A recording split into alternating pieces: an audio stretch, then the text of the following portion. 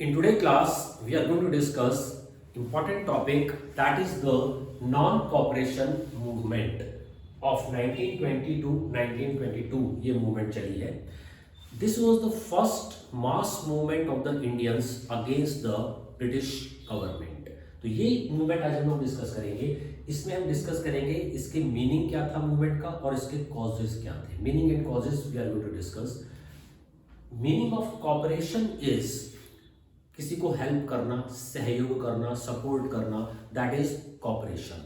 And Gandhi call it non cooperation movement. अगर गांधी जी ने non cooperation बोला है तो इसका मतलब हम इंडियंस कहीं ना कहीं ब्रिटिश के साथ कॉपरेट कर रहे थे. That's why Gandhi gave the movement non cooperation movement, उन्होंने इसको नाम दिया. तो how the Indians were cooperating with the British. Indians people जो थे they were divided into different number of caste, classes, religion and region और इन सब चीजों में इंडियंस डिवाइड थे.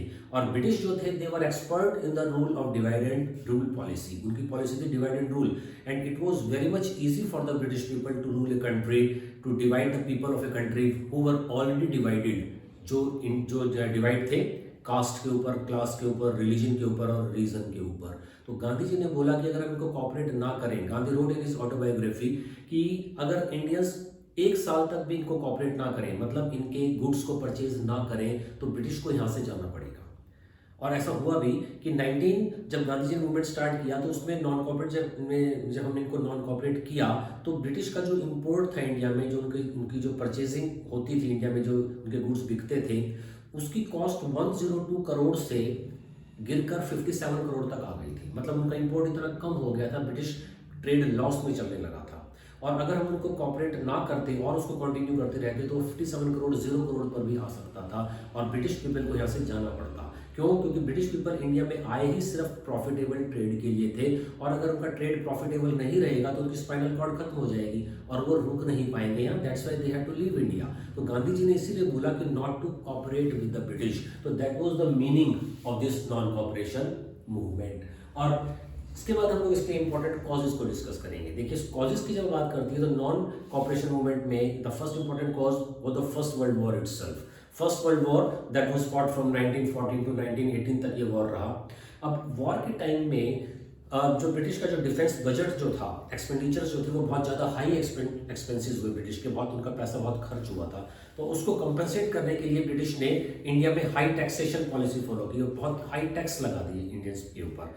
एक तरफ से तो इंडियंस के ऊपर हाई टैक्स लगा दिया, दूसरी तरफ से महंगाई बहुत बढ़ चुकी थी फर्स्ट वर्ल्ड वॉर के पीरियड में.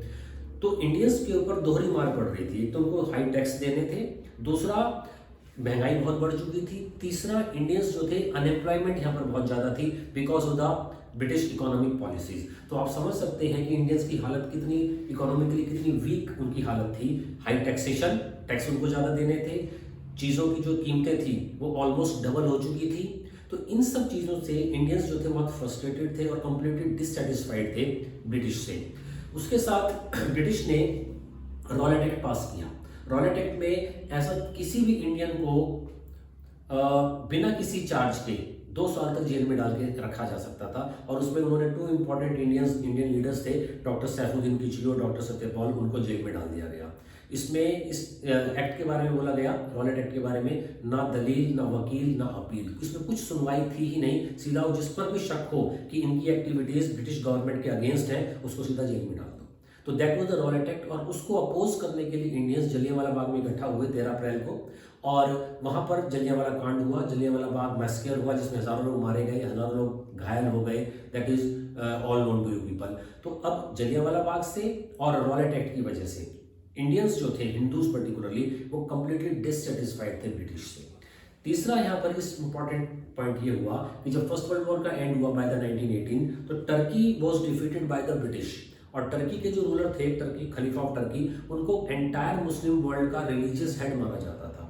And it was expected that because of the treaty of sewerage हुआ, तो ट्रीटी ऑफ सेवरेज में बहुत ह्यूमिलेटिंग ट्रीटी थी टर्की के लिए. तो ये एक्सपेक्ट किया जा रहा था कि टर्की के खलीफा के साथ बहुत बैड ट्रीटमेंट मिलेगा. तो that was not acceptable to the Muslims of India also. तो इंडिया में 2 अली ब्रदर्स थे, मोहम्मद अली और शौकत अली, और उन्होंने एक मूवमेंट चलाया, खिलाफत मूवमेंट.